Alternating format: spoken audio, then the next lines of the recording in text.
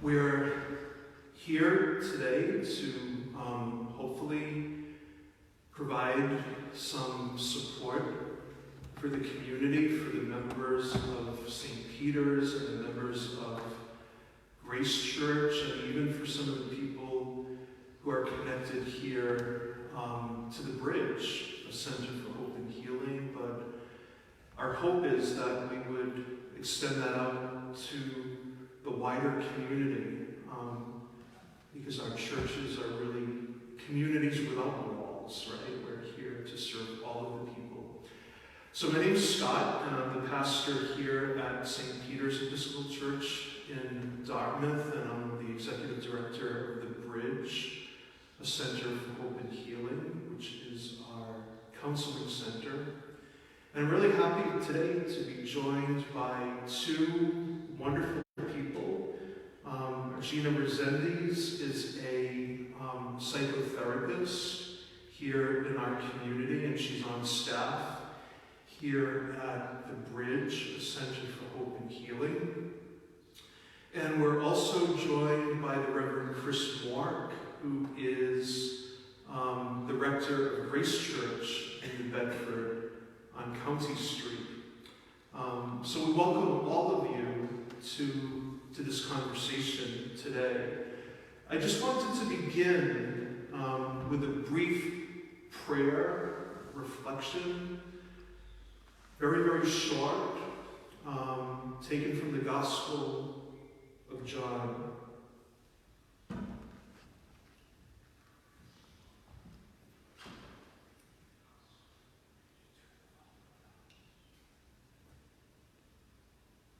Peace I leave with you, my peace I give you.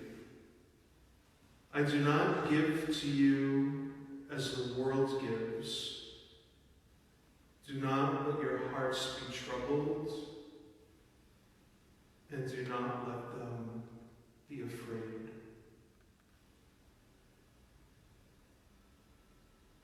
God, our Creator, we ask you to be with us this day, and to be aware of the peace that you continually breathe into our lives and into our hearts. Amen. Amen.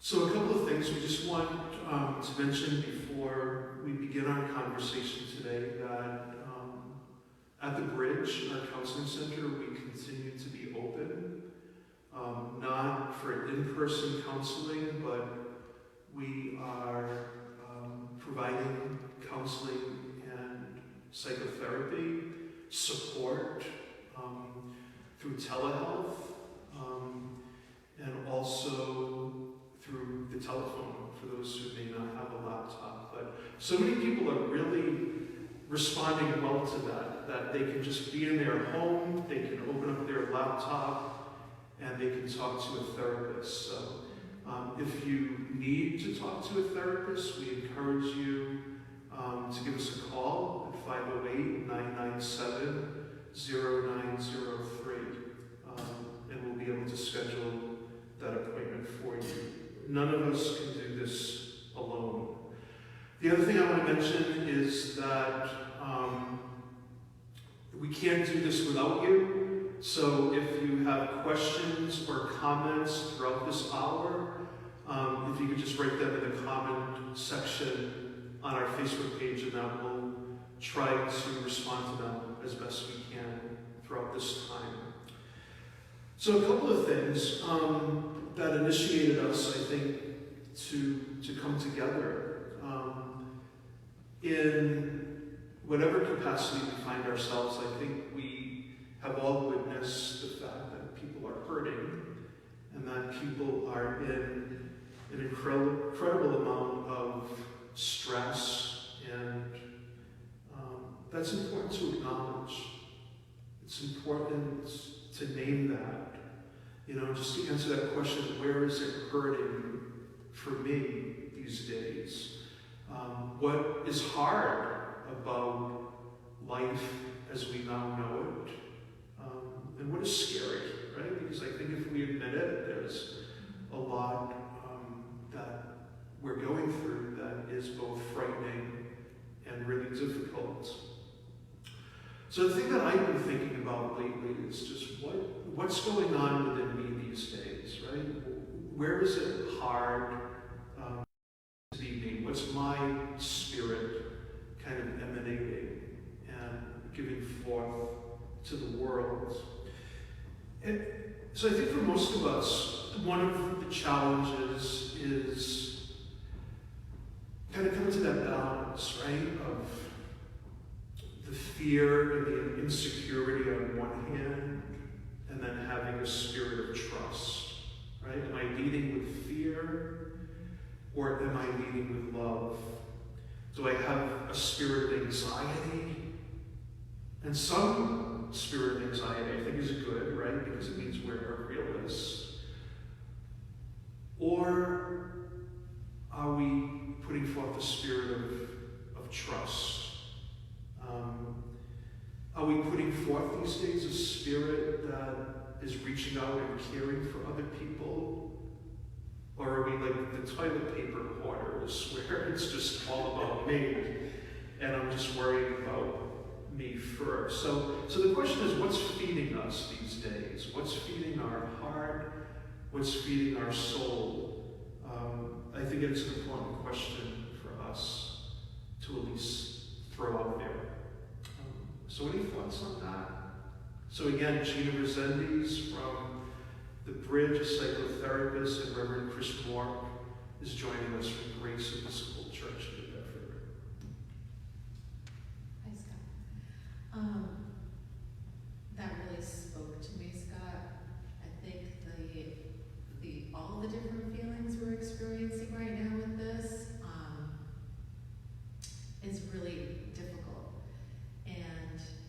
But there are moments of grace when we feel really thankful for just being healthy or just spending more time with our family. That is the silver lining in all this for me.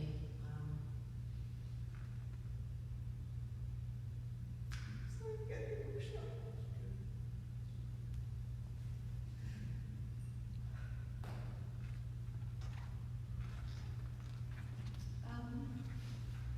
It's really hard to see my mom alone. That's hard for me.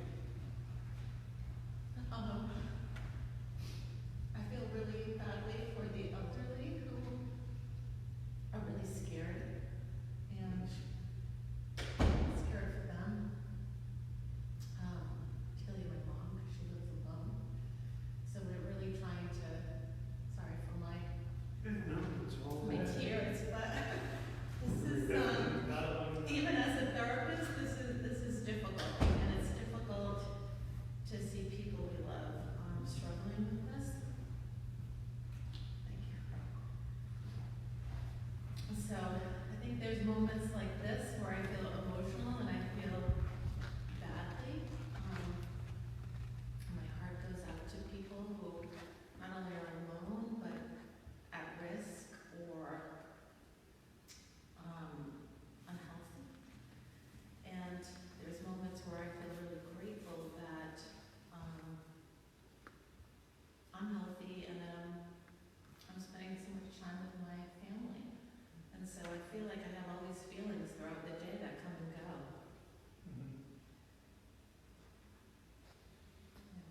so true, right? Chris, any thoughts on any of that? Just what's feeding?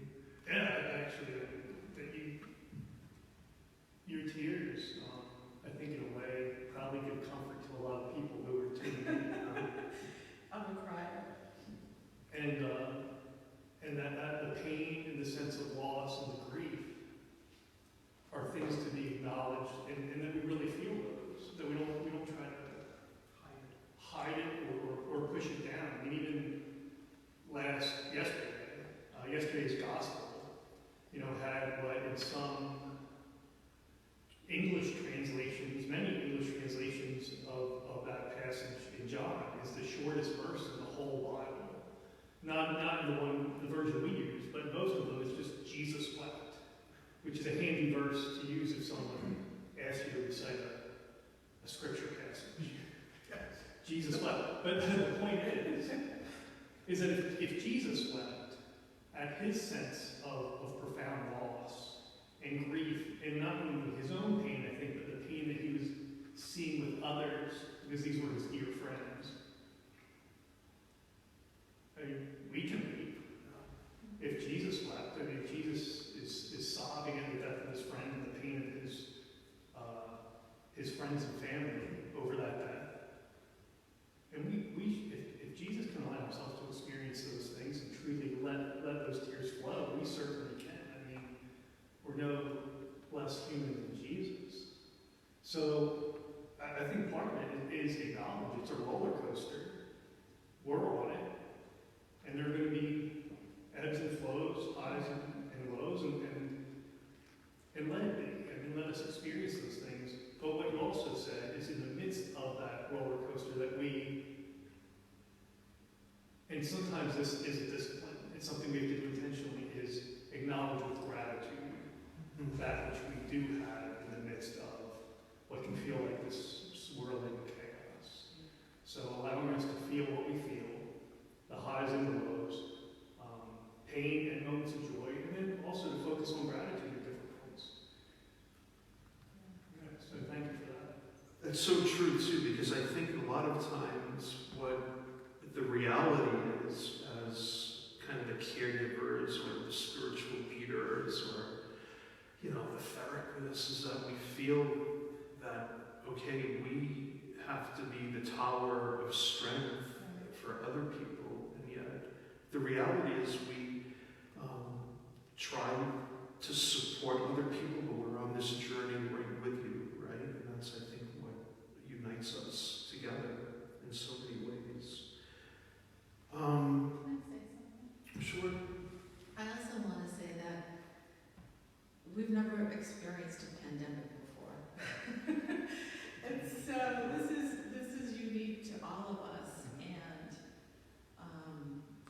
even though I'm a therapist, it's a struggle for me as well. And so I just want to acknowledge that we're all in this together, and that this is hard going through something like this. Though, for those who do have professional training, like in therapy and counseling, or in what we do, I think I can speak on pretty good authority that there is no class or course on ministering or counseling in a pandemic. And so for so many of us who, in a way, we're on the front lines. Of course, there are others who are even more on the front lines than we are. And my heart really goes out to the people who are working in the hospitals and the grocery stores and all those people who are coming in contact daily with people in need. But there's no blueprint for this. And in that way, we're all in it together. In the midst of the anxiety and the stress, I think one of the things that is sustaining me and kind of keeping my spirit going is just the incredible spirit of generosity, I think, that we're seeing in the world. I mentioned in church yesterday that, when we kind of look around, we see all the heroes that are out there in this community. Dr. Michael Rocha, who I'm sure many of you know from the community, he's a cardiologist over at Hawthorne Medical, and he's just one of these people that is holding the community together in so many ways. And he's doing a weekly live stream on either his personal Facebook page or on the Facebook page of the New Bedford Wellness Initiative. And on his show last night, he was mentioning how in the midst of the chaos, in the midst of this chaotic time that we find ourselves in,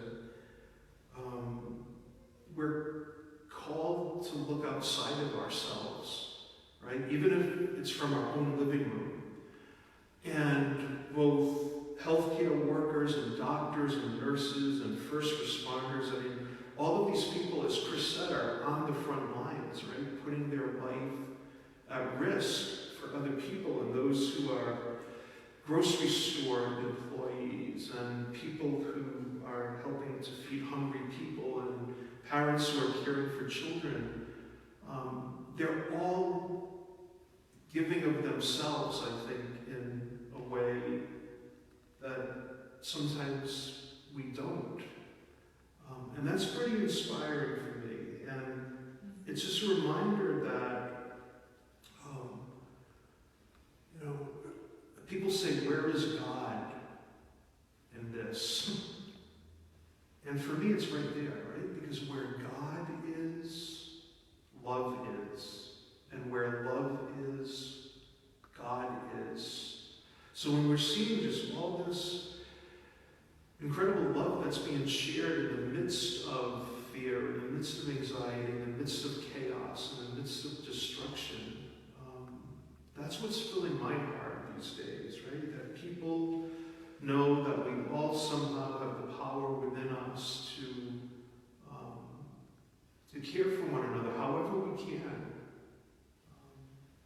in the midst of the circumstances that we find ourselves in. And I think, when we look back in history, I think all the saints would agree with that, right? That love is found in our caring, loving action toward one another.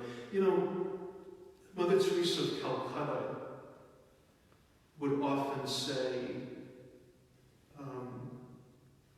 a lot of the problems in our world are rooted in the fact that we have forgotten that we belong to one another. And I think this pandemic is really helping us to see that, right? That we belong to one another in some pretty powerful ways. Have you all seen people reaching out and supporting just in wherever you find yourselves during the week? Yeah, I felt that. I've seen that to be true, for sure. That's really, really good. Profound, and something to really keep in mind and in view. People making phone calls, that would just not have happened even a few weeks ago. So keeping even a phone bank and having different people checking in with one another, offering to buy groceries for people who can't, going to the pharmacy. Yeah, definitely. I've noticed a lot of people really stepping up.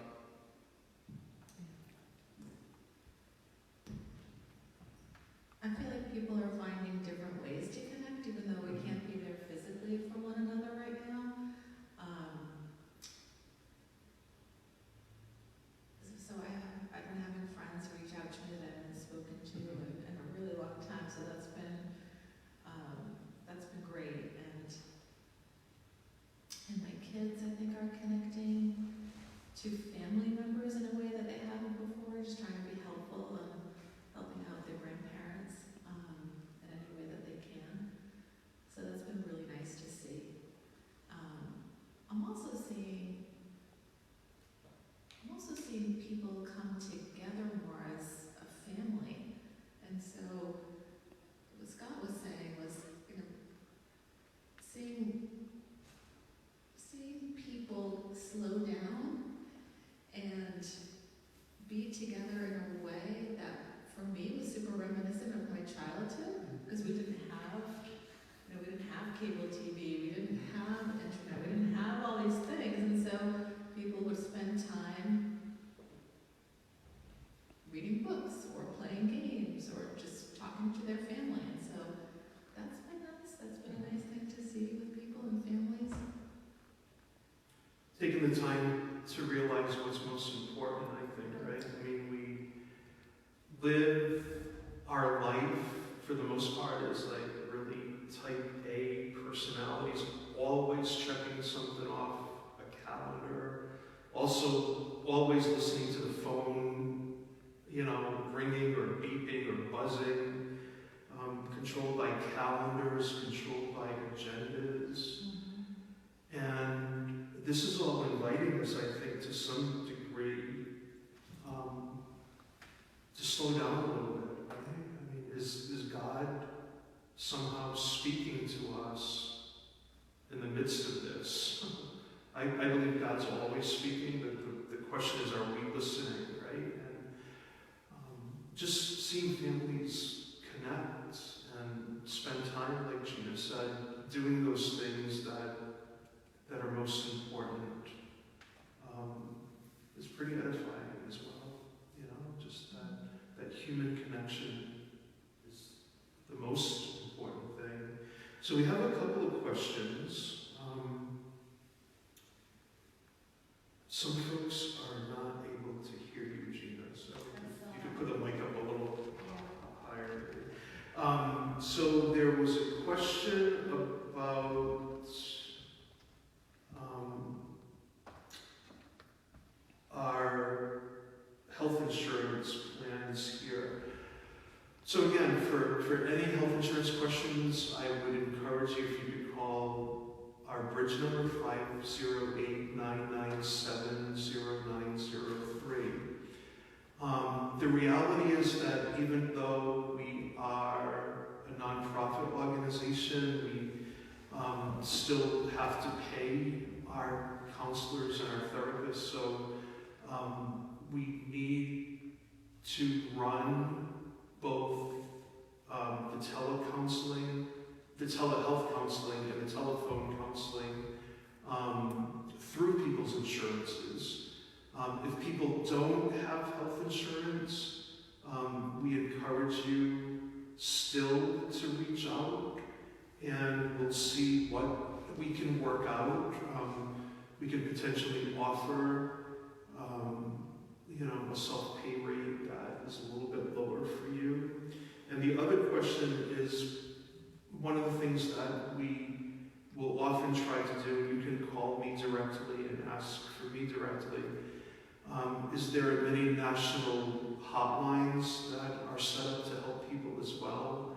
So if you have absolutely no health insurance, we are still here to help you in any way. So when you call that number, if you just leave a message, you can just ask for me directly. It might take a little bit of time for that message to get to me right now because we're all working remotely. Or you can send an email to thebridgedartmouth@gmail.com, and that will get to me directly as well.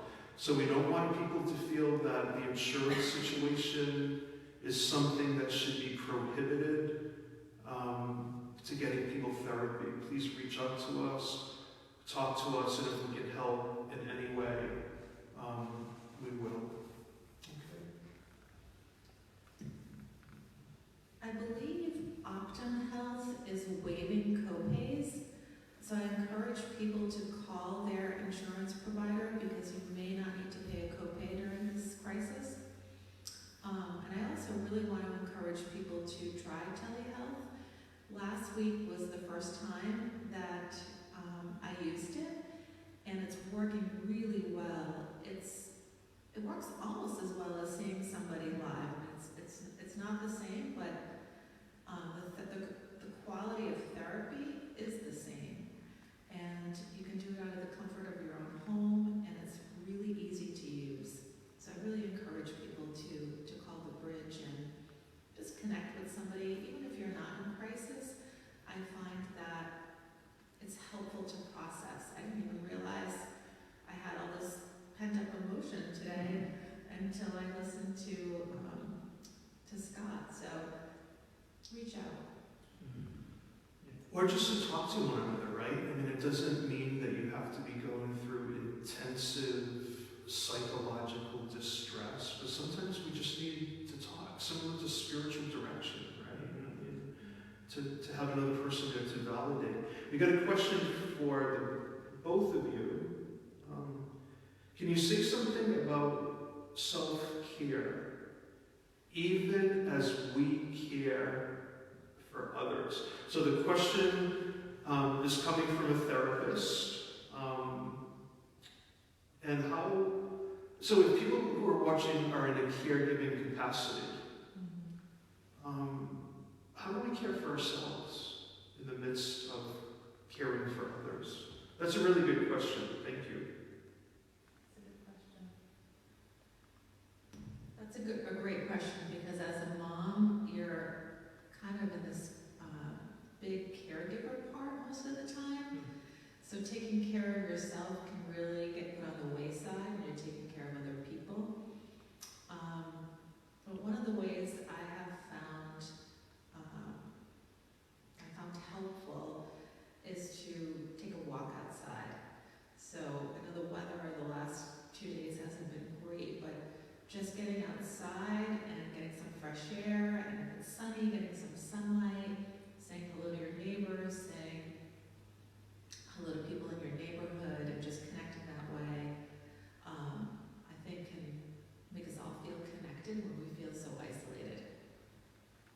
Spiritual connection, I think, is really important to me. And I'm so glad that both Grace Church and St. Peter's were able to live stream our Sunday services. And people have told me that, that for them is really a source of self-care. I just had to throw that in there. So yours is at 10 o'clock on Sunday morning? Yes, our services are 10. Do you want to talk about that? And we're also, we were rotating between Compline and noonday prayer on Wednesdays. So last Wednesday was Compline at 6 p.m. This Wednesday is noonday prayer at noon. And then we also have a Zoom conference call. You don't have to have Zoom to participate, which is a kind of a weekly check-in on Sunday evenings. We had our first one yesterday. So you don't need to be a Christian necessarily, but it's a way to check in with one another and build relationship, across the physical distance.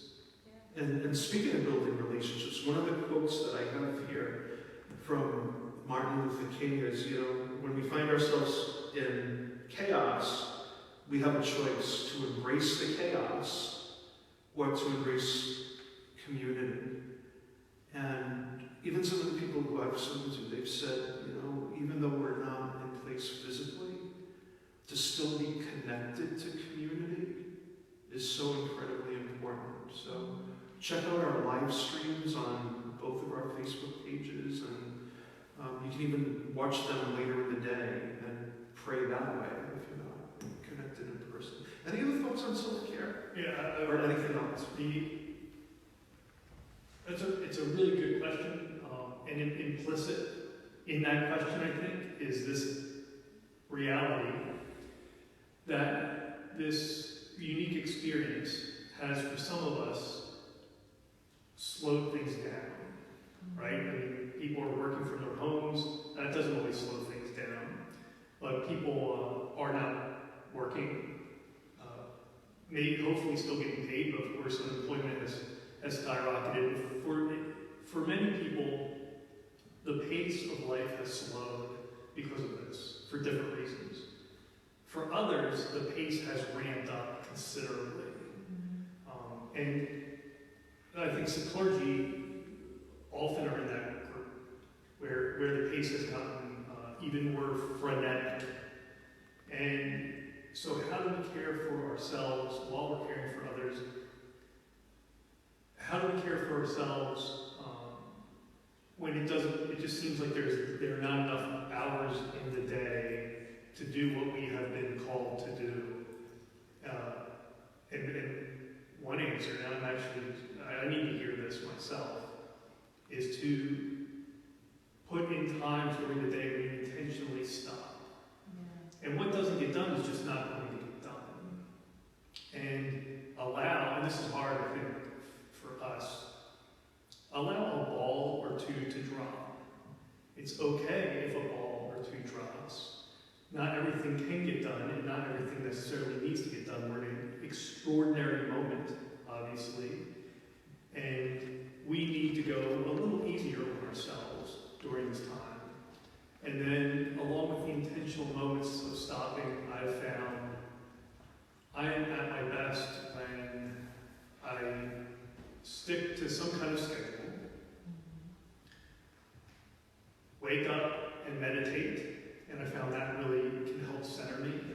take moments for silence, and then, yeah, definitely go outside. But it takes, in my case, it doesn't come naturally. It takes a lot of discipline to just intentionally pause and be in touch with what I'm going through, what I'm also feeling. It's true. I mean, we so often live these days that are packed when we feel at times that we're just on a treadmill, right? Running from one thing to another. And as crazy as this all is, I mean, it seems that we have a little bit of breathing room right now, right? To be able to focus on what is most important. And to be able to kind of nurture that place within. For me, the silence, I think, is incredibly important as a spiritual practice. I mean, most of us, from the moment we wake up in the morning to when we go to bed, it's just intake of information and noise and sounds. And when I'm hearing from people that I talk to, either on the telephone or communicate with through email, is how they're kind of entering into the silence. I think a lot of times silence can be scary as hell for a lot of people, right? Because when you're in that place of silence, you're now forced to kind of listen to what's going on in here. And that's a tremendous blessing, I think, to be able to have the time to do that. I mentioned in the first session that we had that the philosopher Blaise Pascal once said, you know, that most of our problems stem from just being in a quiet room and not being able to hear what's going on within us. And I think that's so true. I want to give a shout out as well to our neighbors over at St. Mary's in Dartmouth, both Father David Frederici and Deacon Frank Luca, who have these bands. I don't know if you've seen them, but they're all over Dartmouth. And they give them out on Ash Wednesday, and they give them out through the season of Lent. The three of us are all chaplains together over at UMass Dartmouth. And it has a simple message. Be with me, Lord. Right? Be with me, Lord. And through the craziness of this time, right? I mean, when I take that time for silence, whether it's in the morning or during the day here, now that it's a lot quieter, we don't have people banging on the door every 2 minutes. I do miss that, though, right? I never thought I would say that, but I think I kind of miss it. Sometimes it's nice, I'll admit that.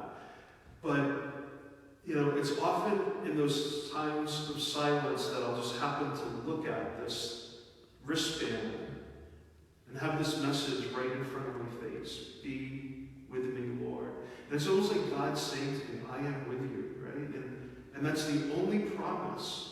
There's nothing in the scriptures where God says, I will take away your suffering, I will not put any suffering on top of you, in front of you, wherever.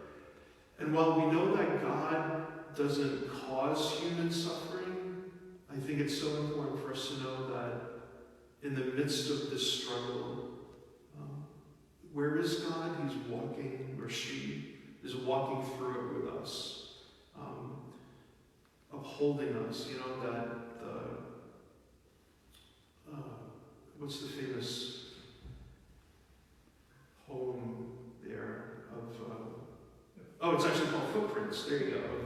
You know, this person walking along a beach and saying, okay, hey, at this point that I was really struggling, there's only one set of footprints. Where were you, God? And the answer comes back, it was then, right? That I was upholding you and carrying you. So it's really important to be focused on, I think, in these times. And if it's not God, whatever your spiritual tradition or your spiritual connection is, take the time to connect to it, because that will give us, I think, the hope that we need at these times.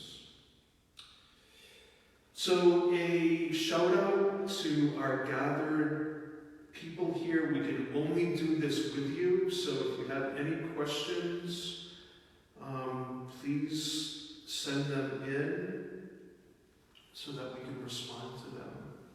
Any other thoughts that are on your minds today?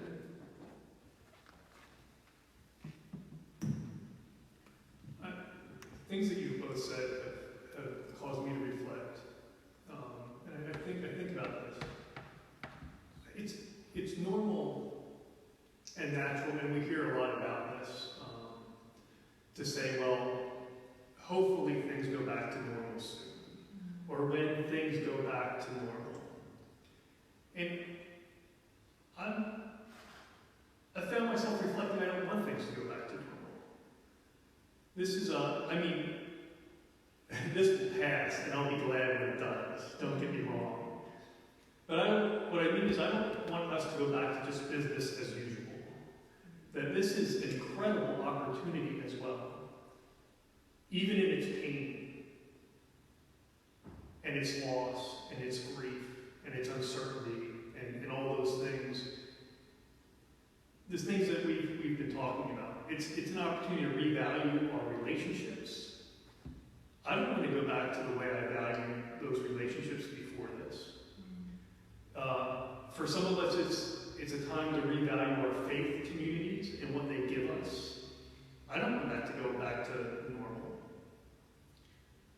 Value the relationships in our homes and those with people that we may not have even known before or not known as well as we do now.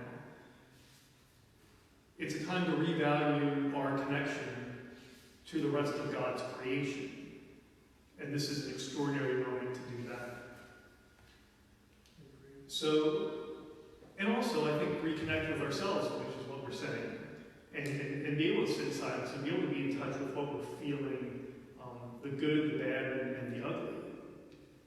I don't want that to change. I don't want that to go, I don't want to go back to the place I was before this happened. I want to have this in-between time to be a time of growth, where there are seeds planted during this moment of chaos, of upheaval, that when this is over, and it will be, that this actually has enriched us, both as individuals and as communities, and we're actually stronger. And our values, maybe some of our values needed changing.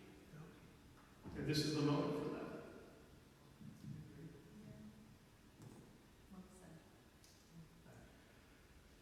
Gina, as a therapist, kind of off the topic of what we've all been talking about, which is all great stuff, what would you say to parents, or Chris as well, who are trying to support their children through this? And I know it's really hard because a 3 to 5 year old will process this much different from an 11 to 13 year old will. You know, I remember a great resource out there is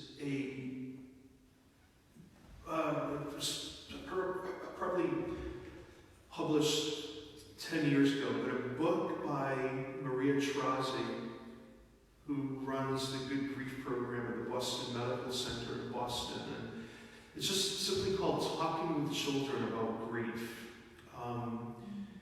And, you know, the book really walks you through having these conversations, whether it's the loss of a loved one or divorce.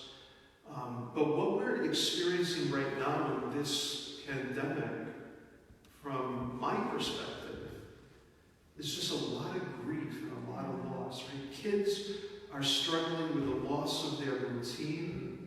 They're struggling with the loss of seeing their friends on a regular basis. I mean, just having all of your friends taken away from you, there's a lot of grief there. For the loss of predictability, the loss of a routine. Yeah, adults are dealing with this too, but my heart always goes out to children, because I think sometimes we might have the ability to cope with it a little bit better. Although kids are really resilient as well. But just any thoughts? I mean, have any parents spoken to you? Have any concerns been raised around that? And just what would you say to supporting children? I think this crisis, this pandemic, is really hard. And I'm a mother of a senior in high school and a freshman in high school. So that poses a different set of issues from like little ones like Scott was talking about. But I think validating their experience, whether it's good or bad, is really helpful. So for my senior, there's a lot of loss there, right? So he is losing out on his athletic season. He's missing out on a prom. He's missing out on senior day. He's missing out on, we don't know this yet, but I'm assuming graduation at this point. So I think just being really compassionate with your kids around that and their loss is really helpful. I think for the smaller kids, I think for parents, it's the loss of not having a teacher anymore, guiding them through all these curriculums, and especially with math, which is very different than what we were taught as kids. So, parents are having to not only just work full-time, but now they're having to homeschool full-time, which is really difficult. And I think what I would say to parents that are struggling with this is, don't stress yourself out about it. Do the best you can. There will be a new normal. This will pass, and your kids will keep learning. And so, just do what you can. Do the best you can.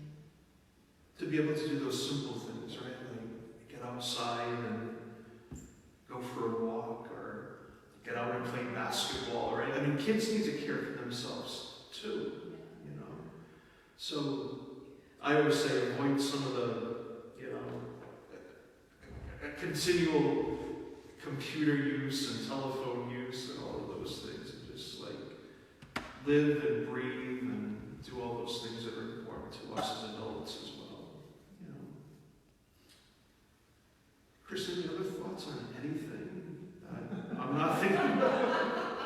How are those Red Sox? That's really No Red Sox. Really That's open-ended. ended. Really open-ended. Yeah. No, I think it's said very well. Yeah. I think just be sort of kind of, I need to hear it as much as anyone. Take it easy on yourself, right? And also then take it easy on each other, because everyone's processing this in different ways. Everyone's experiencing this in different ways. So I think about, okay, I don't even have a handle necessarily on how I'm experiencing this, though I need to spend intentional time doing that, like I said. But how I see this and the way my time is now different. My routine and my week and my month, and we're in Lent, approaching the holiest week of the Christian year. And all these things are changed, but the way I experience it is the way I experience it. But that's not necessarily where other people are coming from. So I'm taking some time to think about, okay, my own sensitivity around how other people are interpreting this time, experiencing it, what's going on for them as well, and understanding that it's going to be different than how it is for me. So it's going easy on myself, but also seeking to go easy on others. Somebody wrote in, Christine actually, and to do what you can do, and this is so insightful, to protect young children from insecurity and worry. So I think that really speaks to how we kind of model things for children, right? I mean, if kids see us totally in a frantic stage, that cannot be good for them, right? But we also want to be realistic and open and just all of that. What would you say to that? Just helping kids be protected from worry and insecurity, because in reality, when you have certain news channels on, right, it's hyped to a real degree, but I think a lot of it is really true as well. You know, with even yesterday hearing some of the statistics on how many people will be, you know, kind of impacted. And I mean, I think kids worry about that, right? Is this going to happen to me? Is this going to happen to people that I love? What would you? I mean, I don't want to put anybody on the spot, but I think we can talk about it. I think kids are really, really intuitive and really smart because they haven't had all of these protective parts in place that a lot of adults carry. So I think that one of the ways to not promote insecurity or worry is to answer their questions. So if your child is coming to you with worry or fear or questions about this, answer them and answer them truthfully. But like as Scott said, you know, don't keep the news on 24 hours a day because the news is really scary and little kids shouldn't really be exposed to that. I think in a lot of ways adults shouldn't expose themselves to that all day either. Like it's too much and they sensationalize a lot of it. A lot of it's true, but some of it is sensationalized, and you have to be careful to not get caught up into that fear loop. So I think with kids, I think we need to be really straightforward with them and let them know how they can protect themselves. We don't want to create big scenarios, you know, that terrify them. I think we want to stay away from movies that promote fear. So a lot of what do they call those movies? Like Contagion and, you know, there's a name to it. But yeah, we probably don't want to watch those kinds of things with our kids right now. But yeah, just responding to them and responding to where they're at, I think is really important. And I think as we began the program, we kind of end the program, I think one of the greatest opportunities for kids right now that parents can do is really to point out all of the helpers, right? The people who are there. You know, there's a story that is circulating everywhere right now about Mr. Rogers, right? When he was a kid and when he would feel scared or insecure, his mother would always tell him, look for the helpers, right? Just look for all the people who are helping in the world. And we talked about some of them, right? I mean, the grocery store workers and the healthcare workers and clergy and therapists and people who are helping, truck drivers, just everybody, right? Helping in any way. There's a story of an old man who was walking across a beach with all these starfish that had been scattered everywhere. And he came upon this young kid, you may have heard this story before, who was eagerly picking up starfish after starfish and throwing them one by one into the ocean. And, you know, the man looked at him and he said, hey, what are you doing? And the kid responded, sir, I'm just trying to save the starfish. And the man said, son, there are thousands of starfish. What are you doing this for? You're never going to make any type of a difference. And the kid just picked up one starfish and he threw it. And he said, you know, I just made a difference for that one. So if there's someone you haven't spoken to, pick up the phone, right? We always say we don't have time, we don't have time. Now you've got plenty of time, right? To pray more, to talk to people, to reach out to people, to check in on one another. But look for the helpers. I think that is where we see just how love is being made present, and that's where God is, right? So help however you can from wherever you are, within the confines of your living room, and show the kids that this is what is most important in life, caring for one another and helping one another. So thank you to Gina and to Chris by spending this time together. I know this was broadcast on both Grace Episcopal Church and St. Peter's. We want to thank our technicians who are so generous of their time being here videoing this. We needed 2 separate sources of equipment, one for Grace and one for St. Peter's. We're going to broadcast this also on the Facebook page of The Bridge, our counseling center, so you can also watch it there as well. And hopefully, I think this is important, that we will be able to continue these conversations as long as we're able to. And even if we get to the point where we can't gather in person, we'll be able to do it on a platform or a program such as Zoom, which I think we've all become experts on in the past couple of days. And then you would simply be able to dial in, and we would all do this remotely. But right now it's working. We are social distancing, so we can measure the chairs out there. And stay well, everyone. Stay strong through all of this. Thank you.